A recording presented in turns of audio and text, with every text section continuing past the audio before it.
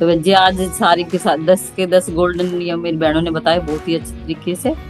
और आज संघ का आदेश की मुझे मेन कंसेप्ट के लिए हुआ है, तो मैं संघ का आदेश सिर माथे पे। तो मैं समन गीता गोरिया गुड़गांव से।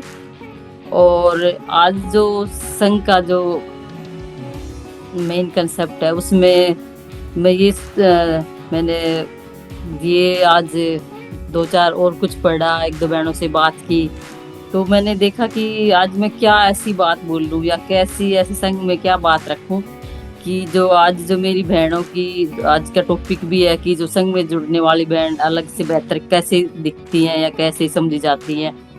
तो आज मैं बहनों की बात से शुरू करके कि हम जब इसमें संग में जुड़ते हैं या किस संग में या कोई भी हम काम करते हैं, तो हमें अपनी एक ईमानदारी से या एक ऐसे लगा लीजिए कि हमारी एक कोई भी, जैसे अगर हम घर का भी काम करते हैं या कोई जॉब करते हैं तो उसके प्रति हमारी एक लॉयल्टी बन जाती है। जैसे हम बोलते रहते हैं कि बहनों की आज़ादी आबादी, हम कहीं भी सुनते हैं तो हमें ये नारे भी सुनाई देते हैं, और हम भी खुद भी बोलते हैं कि आधी आबादी आधी आबादी आधी आबादी। तो आधी आबादी का क्या मतलब है? हम आधी आबादी को कहाँ लेके जा रहे हैं, क्या कर रहे हैं? हम आधी आबादी कहाँ किस किस में फंसी पड़ी है हमारी आधी आबादी, और कितनी ये हमारी जो आधी आबादी है या जो हम बहनें हैं, जो हम जो भलाई शिक्षित है या कम शिक्षित है, उनके पास और कुछ हुनर है, तो हम अपना जो कंट्रीब्यूशन है वो समाज में कहाँ दे रहे हैं, या जो बाबा साहब हमें जो काम दे के गए हैं वो कितना हम कर पा रहे हैं। तो उसमें एक चीज मुझे आज जो अखरी है, या मतलब मुझे जो लगता है कि जो हमारे तो बाबा साहब के गए थे कि भाई आप सबको एक रहना है, और समण संघ भी यही काम कर रहा है कि हम सबको इकट्ठा करने का काम कर रहा है। तो पहले कोई अगर कोई नया हमारा साथी जुड़ा है तो उसे बता दे कि समण संघ क्या है, जो समता में रमने वाले या समता में रहने वाले, जो ऊंच नीच नहीं मानने वाले, और जो SC ST OBC कन्वर्टेड लोग हैं, जो आर्जक संघ बोलिए या मूल निवासी बोलिए या बहुजन बोलिए या डिप्रेस्ड क्लास जिसे बोलते हैं वो बोलिए, या जितने भी मतलब हमारे लिए ऐसे नाम दिए गए हैं जो कि हमें पहले पता नहीं था। अब जो पता है कि समण संस्कृति का जो हमें पता चला है, उससे ही मतलब हम उसको एक तरीके से एक ही वर्ड से हम उसको देखते हैं, तो वो हम समण लोग हैं। जो बुद्ध से पहले के जो संघ था उसको हमने रीजनरेट करके यानी कि झाड़ पोछ के उसे तैयार किया है, तो उसी की आइडियोलॉजी को हम फैलाने का समण संघ काम करता है, और हम सब उसी में दिन रात पिछले 5 साल से लगे हुए हैं। तो समण संघ का जो काम है वो सभी को इकट्ठा करने का है।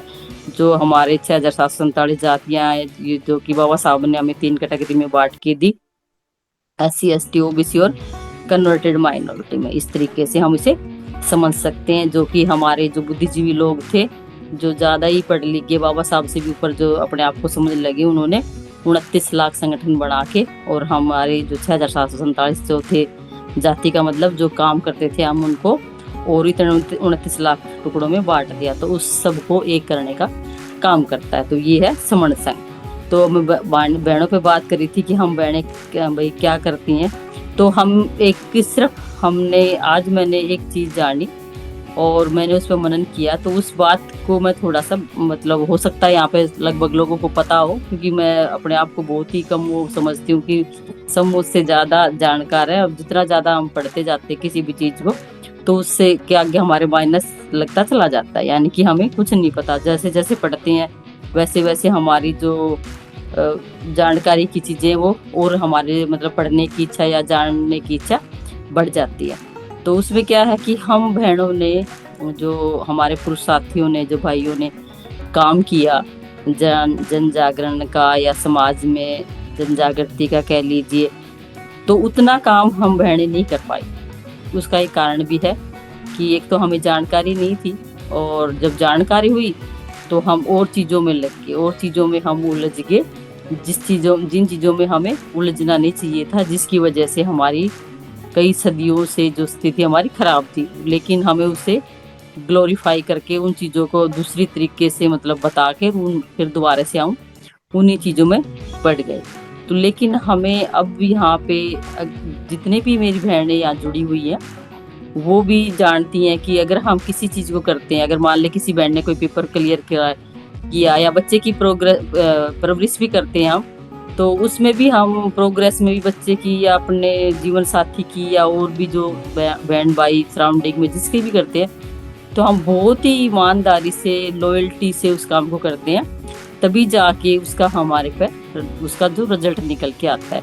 या हमारे मियाँ बीवी की जो आपस की जो बॉन्डिंग होती है वो भी लॉयल्टी पे टिकी होती है। जो हमारा दाम्पत्य जीवन है वो भी इसी पे, यानी कि सारी की सारी चीजें उसी पे टिकी होती है। और जहाँ से वो चीजें खत्म होगी, वो ईमानदारी चलेगी, वो चीज मतलब वहां से खत्म हो जाती है, फिर चली जाती है, फिर वो विश्वास हम नहीं बना पाते। तो ऐसे ही हमारे साथ है, हमने काम अपना ईमानदारी से किया, घर परिवार को समझन फलने फूलने में, अपने प्रजाति को आगे बढ़ाने में, जाति के यानी कि बच्चे पैदा किए और उनको पढ़ाया लिखाया ब्याह थाया और हम उसी काम में लगे रहे। लेकिन बाबा साहब ने एक पेबैक सोसाइटी का जो हमें नारा दिया था या जो स्लोगन था उनका, उसको हम नहीं समझ पाए। हमने सोचा कि हमने चंदा दे दिया, कोई हमारे घर आया और हमने उसकी सदस्यता की पर्ची कटा ली और वहां तक ही हम उससे मुक्त हो गए, यानी कि हमने पैसा दे दिया, यानी कि हमारे हिस्से का काम हमने कर दिया। वो भी हमसे ही कहते थे कि भाई आप काम नहीं कर रहे तो आप अपने हिस्से का भाई हमें चंदा दीजिए, हम आपके काम कर रहे हैं। तो हमने वो करके अपनी पल्ला झाड़ लिया, यानी कि। तो अब मैं एक वर्ड लॉयल्टी या ईमानदारी पे बात कर रही थी। तो उस पे अगर हम कहीं भी काम करते हैं, चाहे हम कहीं समाज में काम करते हैं या कहीं हम ऑफिस में काम करते हैं या घर में काम करते हैं, घर में तो हम खूब लॉयल्टी दिखाते हैं, खूब ईमानदारी दिखाते हैं और तभी हमारे घर आगे बढ़ रहे हैं। लेकिन हमने समाज में कभी लॉयल्टी से या कभी ईमानदारी से काम नहीं किया। क्यों? कहीं जहाँ पे हमें अपना फायदा दिखाई दिया हम उधर ही फिसल जाते हैं। हमें कहीं पद के लालच में, पोस्ट के लालच में, अपनी प्रतिष्ठा के लालच में हम वहाँ पे लॉयल नहीं रह पाते। क्योंकि अगर बंदा लॉयल जहाँ पे भी रहेगा वहाँ पे क्या होएगी कि सबसे पहले लॉयल रहने वाले इंसान को नुकसान उठाना पड़ता है। अगर आप ऑफिस में हो, ऑफिस में कहीं आप कोई करप्शन कर रहा है, कुछ काम कर रहा है, कहीं गड़बड़ घोटाला है, आप वहाँ पे ईमानदार हो तो आप उनको अखरोगे तो वो आपको फट्टे लाइन लगाने की कोशिश करेंगे।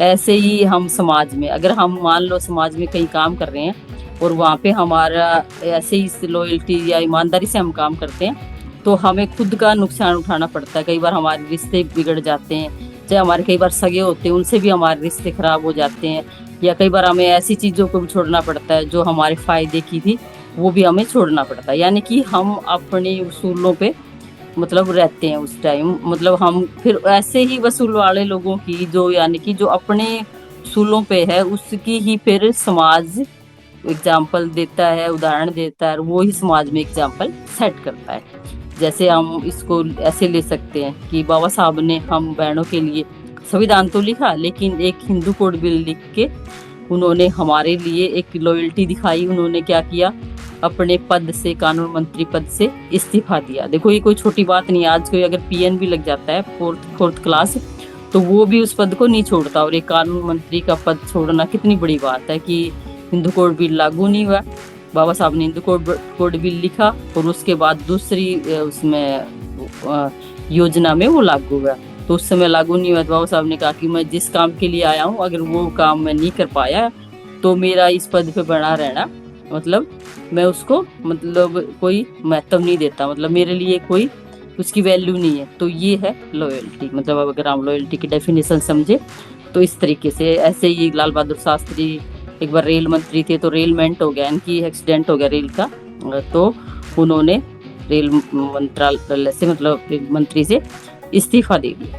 तो इस तरीके से हम उस चीज को कैसे समझेंगे हम, मतलब मैं भाइयों के लिए नहीं बोल रही, हम बहनों के लिए, कि क्योंकि हम इतनी ईमानदारी से काम भी नहीं कर पाते और ना ही हम कर रहे हैं। क्योंकि हमारे साथ क्या होता है, हाँ ठीक है ये हो रहा है, फलाना कर रहा है, अगर मैं नहीं करूंगी या मैं नहीं करूंगा तो क्या होगा।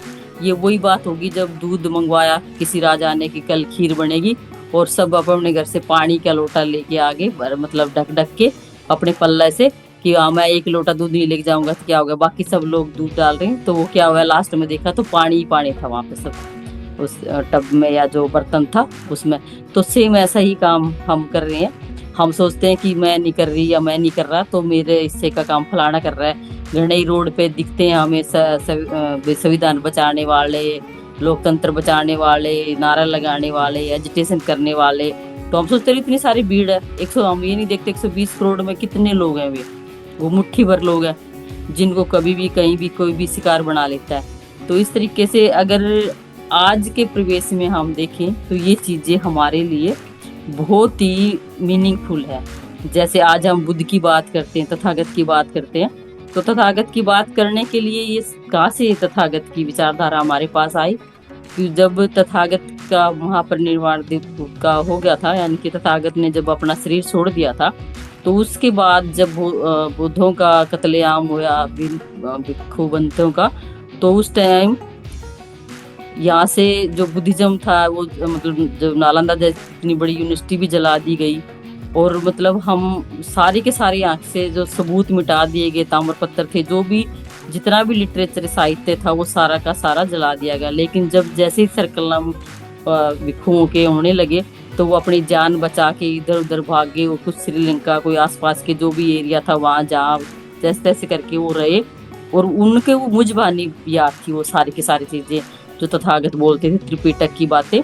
तो वो क्या एक दूसरे को वो आपस में बात करते थे तो उसमें बतलाते थे कि हाँ भाई ये बात ऐसे, जैसे हम अब समण संघ के 10 गोल्डन रूल डेली बताते हैं, जैसे आज बहनों ने 10 गोल्डन रूल बताए, ऐसे ही वो बहुत ज्यादा आपस की बातों में ही वो त्रिपिटक की बातें करते थे।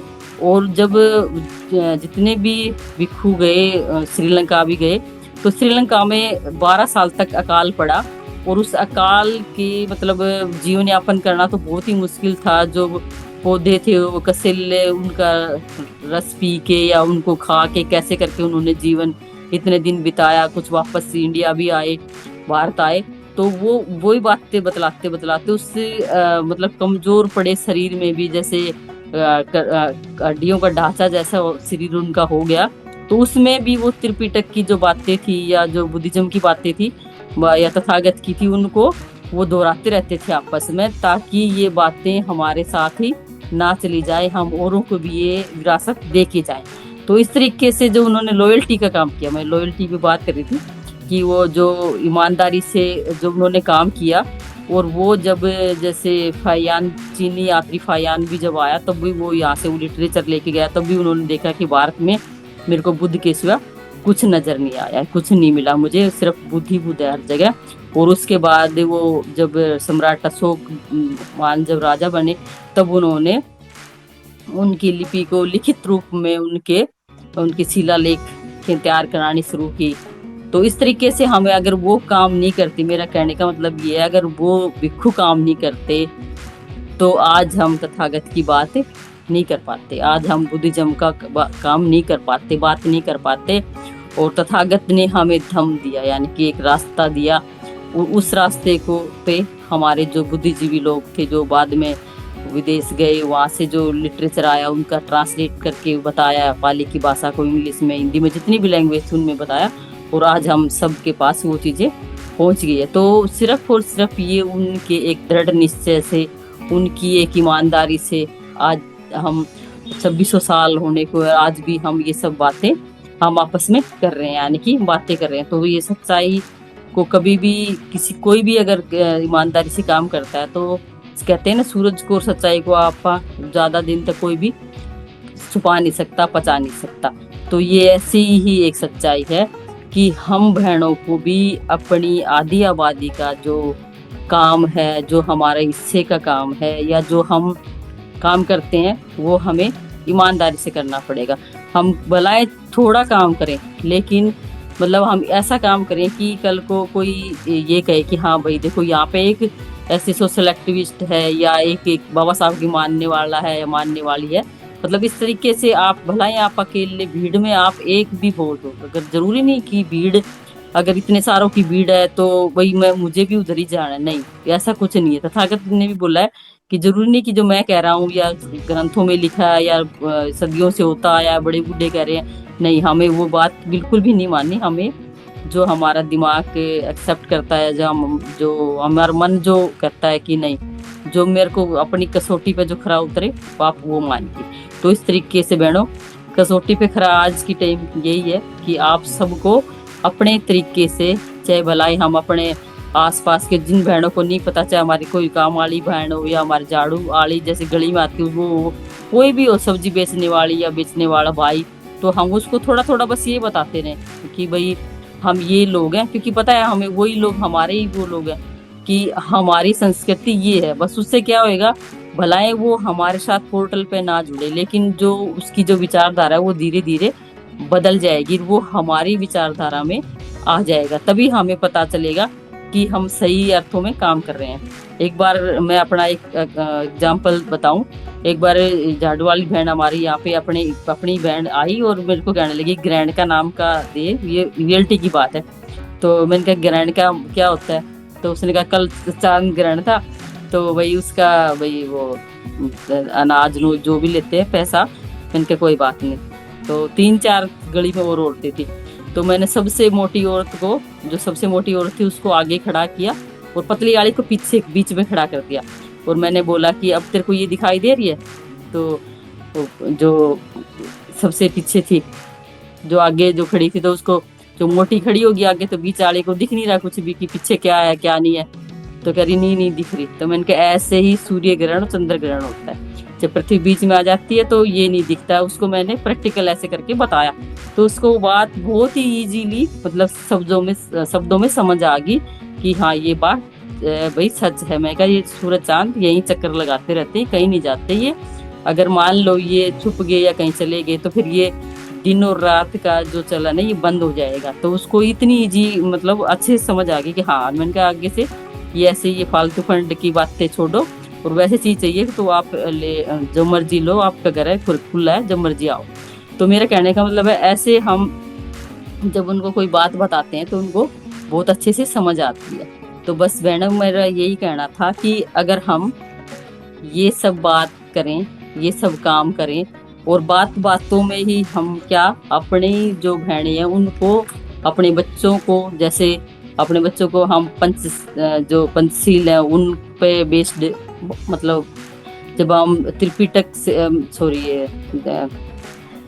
इससे बातें करते हैं बुद्धिज्म की, तो जहाँ से शुरू होता है, जैसे हम इंग्लिश सीखते थे ABCD, हिंदी में कह गए, तो ऐसे ही जब हम बुद्धिज्म में आते हैं या हम धम्म की बात करते हैं, तो त्रिशरण के बाद जब पंचशील या अष्टांगिक मार्ग आता है, तो सिर्फ हम बच्चों को पंचशील ही बता दें कि चोरी नहीं करना या व्यभिचार नहीं करना, झूठ नहीं बोलना, बिना कारण किसी को मारना नहीं, और किसी प्रकार का नशा पता नहीं करना। तो ये सारी की सारी चीजें ही हम अपने बच्चों के जो जीवन में एक बहुत ही एक कारगर चीजें हैं, क्योंकि बचपन से हम जब बच्चे को सिखाते नहीं ऐसा नहीं करना, तो बच्चा क्या है वैसा मानता भी है, क्योंकि वो 5 साल तक का बच्चे का जो ब्रेन है डेवलप होना होता है वो हो जाता है। उसके बाद सिर्फ वो उन बातों को दोहराता है। जैसे हम भी जैसे प्राइमरी तक जो एजुकेशन लेते हैं, उसके बाद वही एजुकेशन बड़ी हो जाती है, या उसी को हम मतलब एक्सप्लेन विस्तार से उन चीजों को करा जाता है जो हमने छोटी बातें जो छोटी क्लास में हमने जो सीखी है वो। तो इस तरीके से हम उनको भी अपने उसमें जीवन की जो डेली रूटीन की जो जिंदगी है उसमें हम उन चीजों को ऐड कर सकते हैं, ऐसे कि ऐसे, क्योंकि ये सारी चीजें हमारी जिंदगी से जुड़ी हुई है। हमारी जिंदगी में ठहराव इन्हीं से आता है। मैं आपने शुरू में देखा होगा, मैं इतनी फास्ट बोलती थी, बहुत ज्यादा, और फास्ट तो मैं अभी भी बोलती हूँ। इतनी जल्दी मतलब कोई भी बात करनी होती है, मैं सेकंड के हिसाब से बात करती हूँ कोई भी। लेकिन अब मेरे को जब थोड़ी मुझे समझ आई, तो मेरे बोलने में ठहराव, मेरे सोचने में ठहराव, क्यों, जैसे हम किसी भी चीज को हम जब सीखते हैं तो हमारे जैसे बुद्ध के पास जब कोई जाता था तो जो उसके सवाल इतने होते थे बहुत ज्यादा, तो तथागत कहते थे कि भाई आप 10 दिन या सप्ताह आप बैठिए और ये चीज समझिए, यानी कि विपස්සना कराते थे। वो कुछ जब पढ़ाते थे अपने तरीके से सिखाते थे, तो थोड़े दिन बाद उनके सवाल ऑटोमेटिक खत्म हो जाते थे, क्योंकि उनको वो चीजें समझ आने लग जाती थी। तो ऐसे ही हमें ये जो पटकथाएं हैं झूठी कपोल कथाएं हैं, या जो साइंटिफिक चीजें हैं, या जितनी भी हम अब आज के टाइम में भी लगा लीजिए, कई कई बातें ऐसी हैं जो हमारे सोच से परे है। जैसे अभी आजकल चल रहा है कि जैसे एप्स्टीन फाइल का जिक्र है, तो वो उस पर हम कुछ नहीं कर सकते क्योंकि हमारे बस की बात नहीं, वो हाई लेवल की बातें हैं। उस पे हमारा विचार भी हमारा करना बेवकूफ़ी, हमारा समय का, एनर्जी का बर्बादी है, क्योंकि वो एक ऐसी चीज है जो कि वर्ल्ड वाइड, जिसे बोलते हैं कि वैश्विक प्रॉब्लम है, जिसको सुधारने के लिए सभी को आगे आना पड़ेगा। वो एक अलग, जब सभी के अंदर मानवता, इंसानियत पैदा होगी तभी वो चीजें ठीक हो सकती है, जिनको हम अपना आइडियोलॉजी समझते हैं वो लगभग इस विचारधारा की हो, तो फिर इंसानियत से विश्वास उठ जाता है, मानवता फिर कहीं रह नहीं पाती। तो इस तरीके से हम उन चीजों पे वही अपना समय क्यों वक्त खराब करें जिस पे हमारा कोई वो नहीं है, मतलब काबू नहीं है जिस चीज पे। हम उस चीज पे बात कर सकते हैं जिस पे हमारा मतलब हम जोर है, या जिस पे हम मतलब हमारी पकड़ अच्छी हो सकती है, या जो प्रैक्टिकल लाइफ पे हो सकती है। वो कैसे कि जैसे आज का हमारा जो सबसे बड़ी प्रॉब्लम है, शिक्षा, स्वास्थ्य और रोजगार। तो सारी की सारी चीजें आप सबके सामने है कि हमारी जो शिक्षा है वो, यानी कि 1 लाख के आसपास स्कूल बंद हो चुके हैं। प्रेजेंट सरकार ने 1 लाख स्कूल बंद कर दिए गए।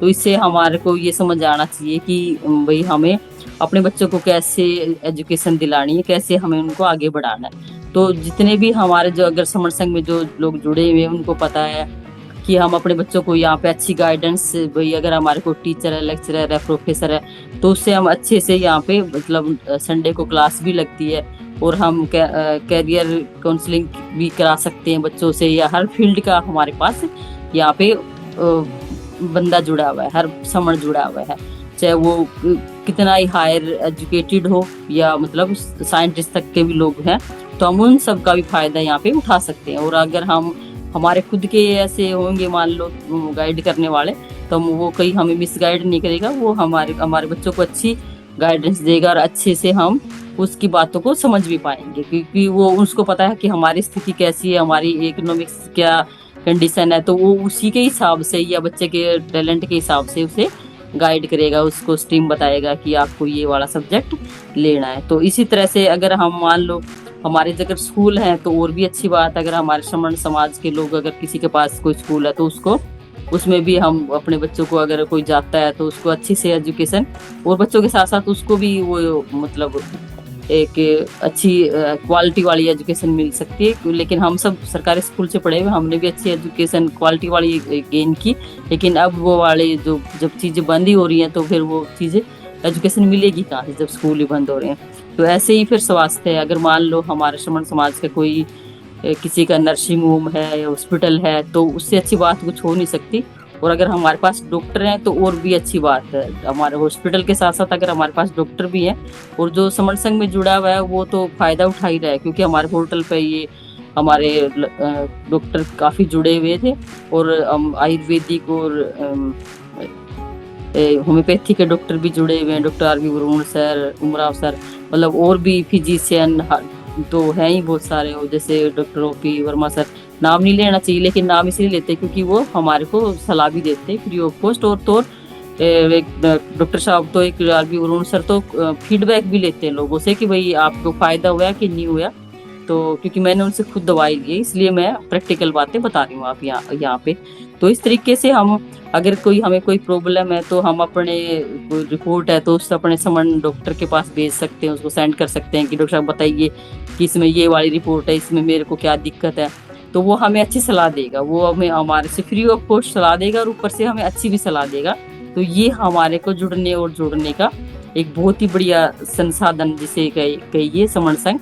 और ये जो एक तरह का जो नेटवर्क है, ये संघ क्या है, संघ मतलब हमारा ये नेट कहते हैं, नेटवर्क है। नेटवर्क का मतलब ये नेट यानी जाल, ये एक तरह का हमारा ये जाल है, यानी कि जो हम काम कर रहे हैं, जो हमारा काम करने का जो तरीका है वो एक, ये संघ भी तो क्या है, वही तो है कि हमारा एक बहुत बड़ा ये नेटवर्क है। तो इस तरीके से हम उसको मतलब कर सकते हैं। और जो हमारा समाज है, समाज से ही हर बंदा की पहचान बनती है, समाज से ही समाज ही हमें आशा देता है, समाज ही हमें निराशा देता। लेकिन आशा वहीं होती है जहाँ पे आशावादी, जैसे कहते हैं ना आशीर्वाद, वो आशा से ही आशीर्वाद बना, यानी कि हमें उससे उम्मीद है।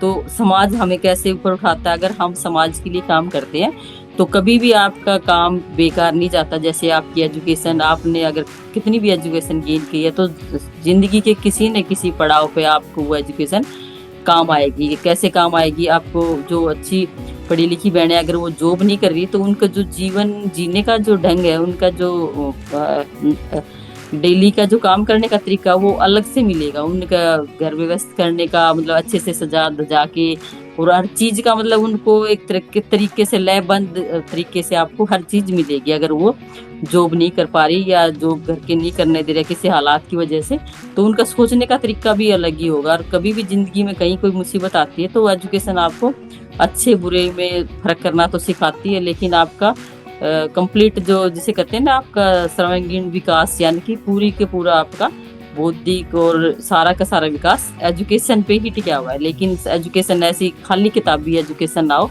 उसके साथ सोशल, नैतिक, सारी की सारी चीजें जो हमारे मोरल एजुकेशन भी उसमें हो, और हमारी जो वैसी सामाजिक आड़ी वो भी उसके साथ जुड़ी हुई होनी चाहिए।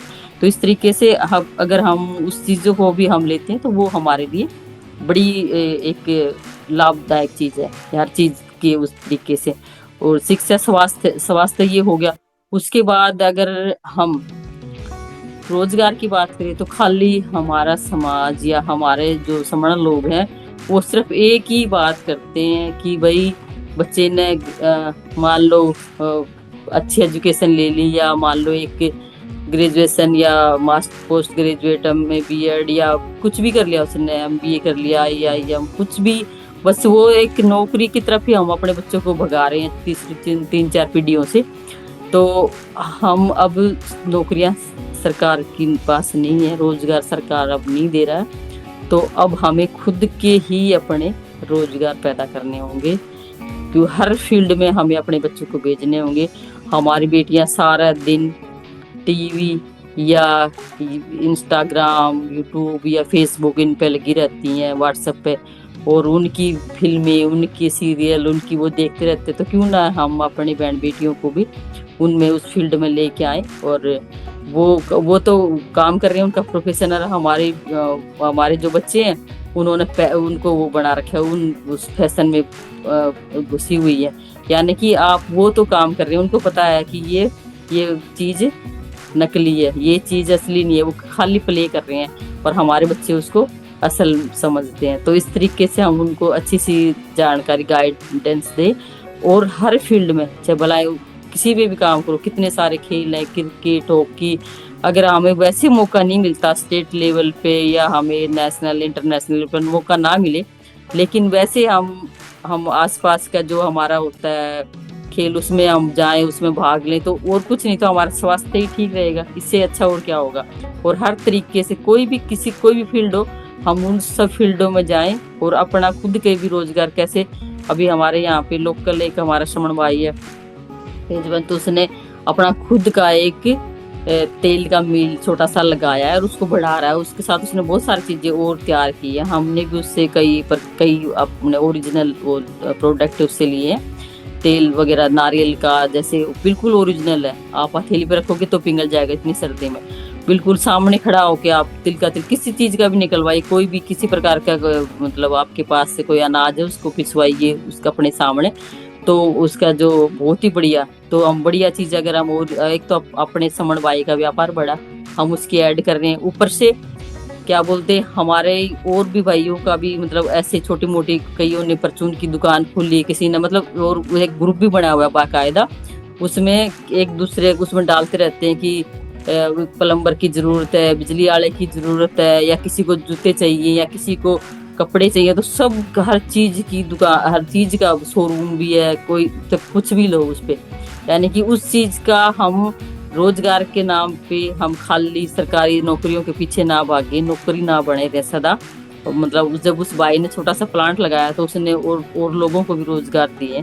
तो इस तरीके से मैंने मुझसे मिले, वो हर संडे को अपने जो शनिपाद बाउल या बुद्ध वंदना होती है वहाँ आता है, तो वो उसने अपना एक्सपीरियंस शेयर किया, तो हमें बड़ा अच्छा लगा। हमसे तो काफी जूनियर है, तो मेरे को मन में आया, मेरी बेटा भी तैयारी कर रहा था, फिर मैंने कहा उससे मैं मिलवाऊंगी।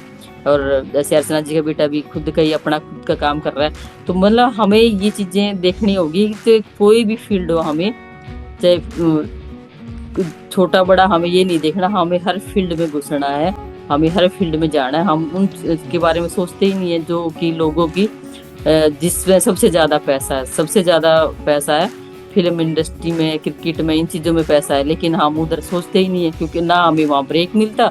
और इसलिए हम अगर शुरू से ही बच्चे को प्रैक्टिस कराएं तो हो सकता है हमारे बच्चे उनसे बेस्ट हैं, उनसे काफी मतलब अच्छा कर सकते हैं और करते भी हैं।